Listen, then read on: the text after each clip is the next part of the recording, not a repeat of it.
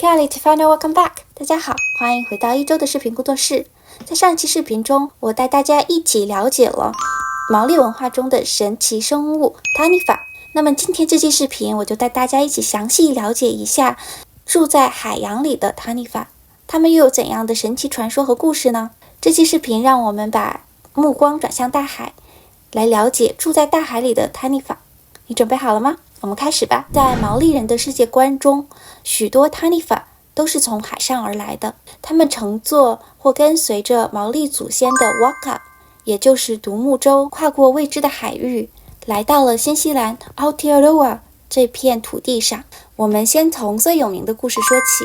还记得上期视频中提到过毛利航海家 Kupe 和他的守护 Tanifa Tuirangi 的故事吗？Kupe 船长是第一个发现新西兰土地的毛利祖先之一。在他穿越库克海峡时，他派出了他的守护 Tanifa Tuirangi 来为后来者守护航道。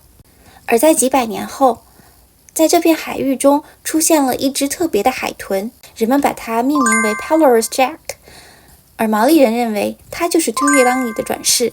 在几个世纪之后，以一种全新的面貌和形态守护着航路。下一位极具力量的 Tanifa， 她的名字叫 Araiteuru， 她是一位女性守护者，伴随着 Mamari 独木舟，一路从毛利人传说中的家乡，也就是 Hawaii， 一路航行，直到新西兰北岛的西北部一个叫 Hokianga 的地方。抵达这里以后， Araiteuru 生下了11个儿子，而这些儿子用他们的身体在这片土地上四处探索，形成了各种各样的水道水渠，最终形成了 Hokianga 港，还有内陆的 Omapere 湖。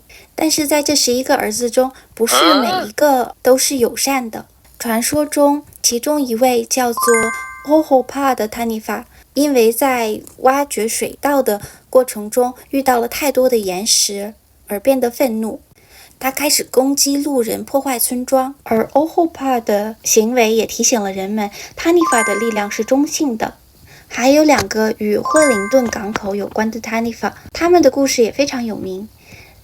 据传说，在很久很久以前，惠灵顿是一个被山环绕的内湖，而湖中住了2位 Tanifa， 他们的名字分别叫 Ngake 和 Fataitai。 其中 Ngake 他的性格非常冲动，有一天他一怒之下撞开了内陆湖的湖岸，冲向了大海，于是形成了如今的库克海峡的出口。 Tanifa Fataitai 见到 Ngake 的做法，也想效仿，想撞开湖的另一岸，可是没成想，他不幸搁浅在了湖岸的泥泞中，而他的灵魂化作了一只飞鸟，名叫 Tekel， 从如今的 维多利亚山顶飞过，一路悲鸣而去。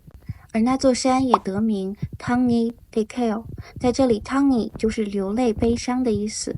毛利传说中的 Tanifa 和中国的龙王、水神和河神其实有着一定的相似之处。他们不仅仅是传说，也是一种文化中的精神链接方式。他们帮助人们记住山川河流的名字，也赋予了地理、情感意义。那么以上就是3个我想给大家分享的海洋里的 Tanifa 的故事。但其实 Tanifa 并不仅仅藏身于海洋中，还有许多 Tanifa 栖息在溪流、河水和瀑布之下。